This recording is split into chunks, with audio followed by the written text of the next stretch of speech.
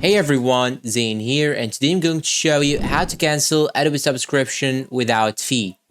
Now you need to know that by agreeing to the terms and conditions of Adobe subscription, if you have subscribed annually, then canceled your subscription, you will have to pay 50% of your remaining contract obligation. So now in order to avoid this type of fee, you can simply go to Adobe website, then sign in using your account, and here on the bottom you will find this button right here, the chat button. And this one right here will jump you directly to Adobe Virtual Assistant. You can simply ask them to talk with their support, and simply you can tell them that you are financially broken, for example, and you need to cancel your subscription without paying any fee. Maybe they will reject your first order, but in the second or the third time, they might agree and help you end your subscription without paying the fee. So you have to communicate with them, explain your condition,